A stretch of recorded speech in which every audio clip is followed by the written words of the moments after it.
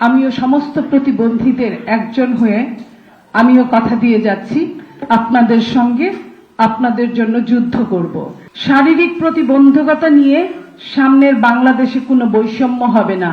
ধূসর বুকের উরস বুকে বিশাল যদি শহর গড়, একটা জীবন সফল করা তার চাইতেও মস্ত বড়।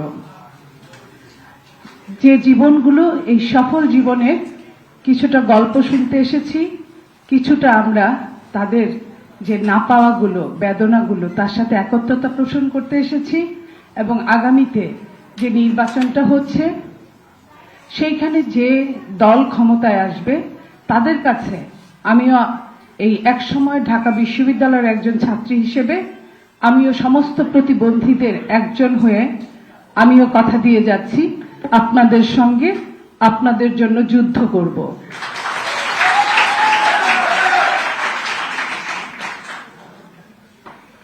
আমি যে দল থেকে এসেছি, আমি যে দল ধারণ করি, সেই দলের চেয়ারম্যানের নাম হচ্ছে জনাব তারেক রহমান।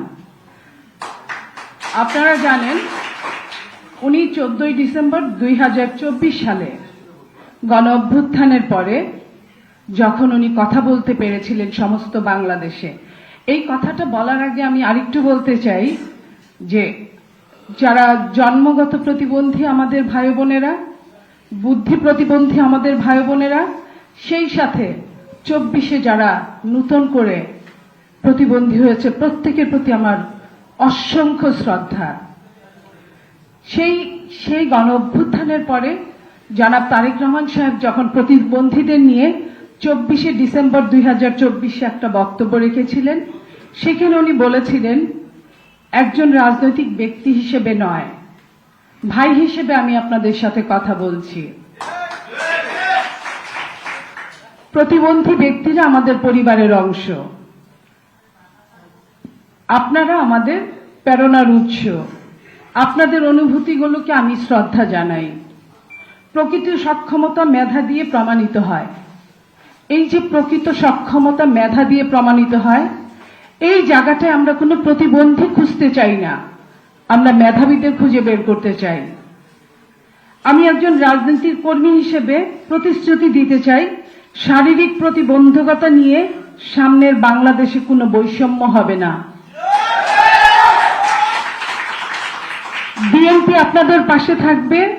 বাংলাদেশ জাতীয়তাবাদী দল অতীতে প্রতিবন্ধীদের সাথে ছিল, সেই অতীতের কথা অনুযায়ী প্রতিবন্ধীদের ভাতার ব্যবস্থা করেছিল 2001 সাল থেকে।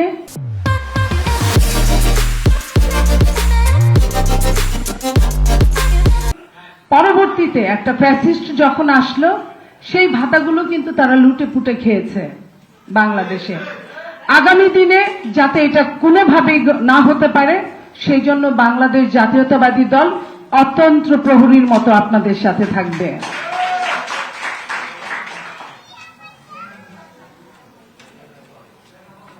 প্রিয় বন্ধুরা, 27 অনুচ্ছেদ বলে সকল নাগরিক সমানভাবে আইনের দৃষ্টিতে, এবং 28-এ যেটা বলা হয় সেটা কেবল ধর্ম, বর্ণ, গোষ্ঠী, নারী পুরুষ ভেদে বা জন্মস্থানের কারণে কোনো নাগরিকের প্রতি রাষ্ট্র বৈষম্য প্রদান করবে না। সেই জায়গা থেকে আমি বলতে চাই, অবশ্যই প্রত্যেকটা প্রতিবন্ধীর, যদি সে বুদ্ধি প্রতিবন্ধী না হয়, স্পেশাল বিসিএস এর অধিকার সবার আছে। শুধুমাত্র স্পেশাল বিসিএস না, আমি আবারও বলছি, সাধারণ বিসিএস এর পরীক্ষা দেওয়ার অধিকারও প্রত্যেকটা, একমাত্র বুদ্ধি প্রতিবন্ধী ছাড়া প্রত্যেকের আছে। আমরা আপনাদের, একটা কথা বলে মানুষ যে বাচ্চা হয়ে না কাঁদলে মায়েও দুধ দেয় না। আপনাদেরকেই কিন্তু কাঁদতে হবে, আপনাদেরকেই বলতে হবে। যে জাতি নিজের মঙ্গল করে না, সেই জাতির কখনো মঙ্গল হয় না। আপনাদেরকেই, আমি যতবার ঢাকা বিশ্ববিদ্যালয়ের বিভিন্ন প্রোগ্রামে এসেছি তার সিংহভাগ আমি দেখেছি, আমি যখন স্টাডি করেছি তখন থেকে এখন পর্যন্ত দৃষ্টি প্রতিবন্ধীরা এগিয়ে আছে। আমরা কিন্তু দৃষ্টি প্রতিবন্ধীদের মতো অন্যান্য প্রতিবন্ধীদের কথাও শুনতে চাই, তাদের হয়েও কাজ করতে চাই, তাদের জন্যও কাজ করতে চাই। কিন্তু সবচেয়ে দুঃখজনক হচ্ছে, আমি না বলে পারছি না, আমি আমার ছোট ভাই আজকের ভিপি ঢাকা বিশ্ববিদ্যালয়ের, হ্যাঁ অনেক কাজ থাকবে, এটাই স্বাভাবিক, কিন্তু এমন একটা প্রোগ্রামে ঢাকা বিশ্ববিদ্যালয়ের vice chancellor, pro vice chancellor, proctor এবং খুদ সভাপতি তারাই যদি না আসে এবং দেরি করে আসে, প্রতিবন্ধীদের তো বাণী নিভৃতে কাঁদবে, এটাই স্বাভাবিক। আমাদের এই সন্তানরা হচ্ছে পিছিয়ে পড়া সন্তান, তাদেরকে এগিয়ে নেওয়ার জন্য শুধু 10টা আমরা শর্ত দিব, সেই শর্ত পালনের মতো কিন্তু আমাদের কাজ করতে হবে, যোগ্যতা থাকতে হবে, কাজ ছিনিয়ে আনতে হবে। সেই ছিনিয়ে আনাটা কিন্তু আমরা এই ঢাকা বিশ্ববিদ্যালয় থেকেই শিখেছি যুগে যুগে, যেমন 90-তে শিখেছি, তেমন 52-তে শিখেছি, তেমন 71-এ শিখেছি এবং সর্বশেষ 24-এ শিখেছি। সেই 24 কিন্তু খুব বেশি দিন হয় নাই, গত হয়েছে, এখনো 24 তরতাজা। সেই তরতাজায় যদি তাওয়া গরম থাকতেই কিন্তু সব অধিকার আদায় করতে হয়। সেই তাওয়া গরম থাকতেই আমি প্রতিবন্ধীদের একজন হয়ে বলছি, আপনাদের একজন বোন হয়ে বলছি, আপনারা আপনাদের নিজেদের রক্ষা করার জন্য নিজেদের 5টা অধিকার, অন্ন, বস্ত্র, খাদ্য, চিকিৎসা, বাসস্থান, এই জায়গাগুলো পাওয়ার জন্য সমানভাবে পাওয়ার অধিকার প্রত্যেকটা মানুষের আছে। যেমন প্রতিবন্ধী তেমন অপ্রতিবন্ধী সবাই একই সমান সুযোগ পাক, বাংলাদেশ সেইভাবে সেই লক্ষ্য নিয়ে এগিয়ে যাবে, আমরা এটাই প্রত্যাশা করি। আজকে আমরা বলতে চাই যে আপনারা যেমন দৃষ্টি প্রতিবন্ধীদের ককাস আছে, আপনাদের ককাসটাকেও সিরিয়াস এগিয়ে নিয়ে যান। সেই সিরিয়াস এগিয়ে নেওয়ার জন্য আপনাদের যদি ককাস থাকে, সেই ককাস কিন্তু প্রত্যেকটা দলের সাথে পরবর্তীতে কাজ করতে পারবেন। প্রত্যেকটা, আমি এইখানে আরেকটা কথা বলছি, রাজনৈতিক ব্যক্তিদের অত দোষও দেওয়া যাবে না, কারণ তারা অনেক রকম কাজ নিয়ে থাকে, আপনাদের কাজটা আপনাদেরকেই আদায় করতে হবে। সেই আদায় করার জন্য এই যে নির্বাচনী প্রতিশ্রুতির পর ওনাদের কিন্তু মনে নাও থাকতে পারে, যদি আপনারা মনে না করিয়ে দেন। আপনারা আপনাদের বিসিএস এর লক্ষ্যে, আপনারা আপনাদের স্পেশাল বিসিএস এর লক্ষ্যে, আপনারা আপনাদের সমস্ত চাকরির লক্ষ্যে আপনারা এগিয়ে যাবেন, তাদের কাছ থেকে আদায় করবেন, আমরা এই প্রত্যাশা করছি।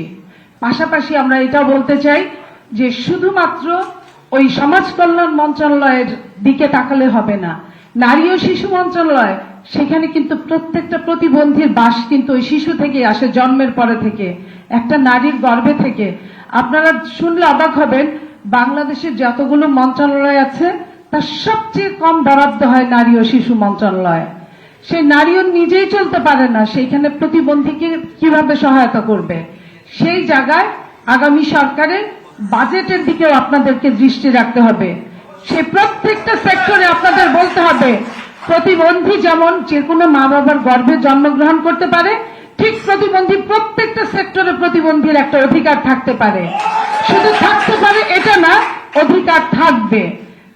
এই কথাটা আমি বলতে চাই। পাশাপাশি আমি বলতে চাই যে আপনার মনসুর আহমেদ চৌধুরী আমাদের একজন বক্তা, প্রতিবন্ধী, উনি অনেকটা পাথেয় প্রতিবন্ধীদের, কারণ উনি অনেকটা নিজে থেকে উপরে উঠে গিয়েছেন চেষ্টা করে।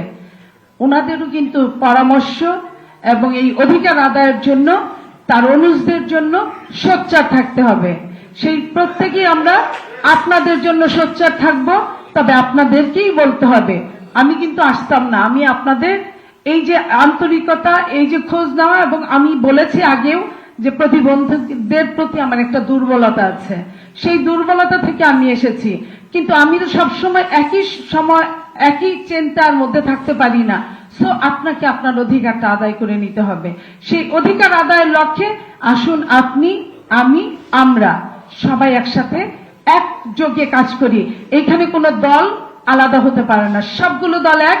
তবে হ্যাঁ, অবশ্যই ফ্যাসিস্টের বিপক্ষের দল সবগুলো আমরা একযোগে আগামীতে ইনশাল্লাহ আমরা আমাদের লক্ষ্যে পৌঁছতে পারবো। সবাইকে ধন্যবাদ। বাংলাদেশ জিন্দাবাদ।